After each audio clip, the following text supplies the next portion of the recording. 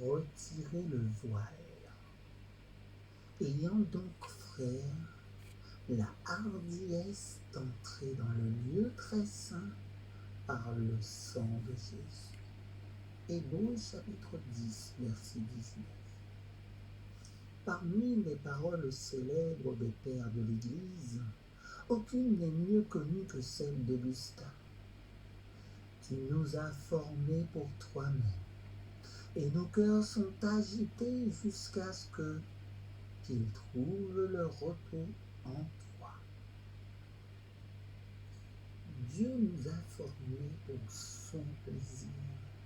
Il nous a ainsi formés afin que nous puissions aussi bien que lui trouver dans une communion parfaite l'appréciation de sa douceur et le mélange si mystérieux de sa personnalité avec la nôtre. Il signifiait que nous le voyions et vivions avec lui et tirions notre vie de son sourire. Mais nous avons été coupables de cette immonde révolte dont parle Milton lorsqu'il décrit la rébellion de Satan et ses armées. Nous avons rompu avec Dieu, brisé son alliance, brisé l'alliance de cœur à cœur. Nous avons cessé de lui obéir ou de l'aimer. Et dans la culpabilité et la peur se sont enfuis aussi loin que possible de sa présence. Pourtant, qui peut fuir sa présence que le ciel et le ciel des cieux ne peuvent le contenir? Quand, comme en témoigne la sagesse de Salomon, l'Esprit du Seigneur remplit les mondes. L'omniprésence du Seigneur est une chose, et c'est un fait solennel nécessaire à sa perfection. La présence manifeste est tout autre chose, et de la présence que nous avons fui, comme Adam, pour nous cacher parmi les arbres du jardin, ou comme Pierre pour reculer en criant « Retire-toi de moi, car je suis un homme pécheur au Seigneur ».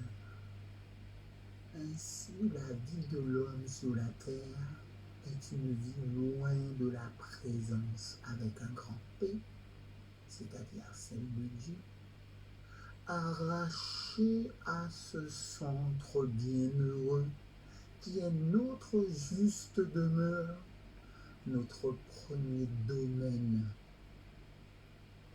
qui nous avait gardés, dont la perte est la cause de notre agitation incessante.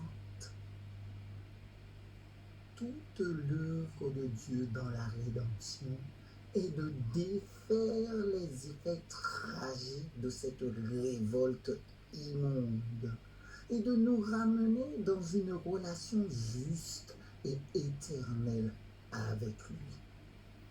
Cette exigence que nos péchés soient éliminés de manière satisfaisante, qu'une pleine réconciliation soit effectuée, et la voie s'est ouverte pour que nous retournions en communion consciente avec Dieu et pour revivre dans la présence comme avant. Puis, par son œuvre prévenante en nous, il nous pousse à revenir. Cela nous vient à l'esprit lorsque nos cœurs agités ressentent une attirance profonde, aspirant à la présence de Dieu, et nous disons en nous-mêmes « Je me lèverai et j'irai vers mon Père ». C'est la première étape, et comme l'a dit le sage chinois Lao Tse, le voyage de 1000 lieues commence par un premier pas. Le voyage intérieur de l'âme des déserts du péché dans la présence appréciée de Dieu est magnifiquement illustrée dans le tabernacle de l'Ancien Testament. Le pécheur qui revient d'abord entra dans la cour extérieure où il offrit un sacrifice de sang sur l'autel d'airain et se lava dans la cuve qui se tenait près d'elle. Puis, à travers un voile, il passa dans le lieu saint où aucune lumière naturelle ne pouvait venir. Mais le chandelier d'or, qui parlait bien sûr de Jésus, la lumière du monde, jetait sa douce lueur sur tout. Il y avait aussi le pain de proposition qui représentait Jésus comme étant le pain de vie et l'autel des parfums, figure de la prière incessante de Jésus-Christ. Bien que l'adorateur ait tant apprécié, il n'était pas encore entré dans la présence de Dieu. Un autre voile séparant le Saint du Saint des Saints au-dessus du propitiatoire habitait le Dieu lui-même dans une manifestation terrible et glorieuse.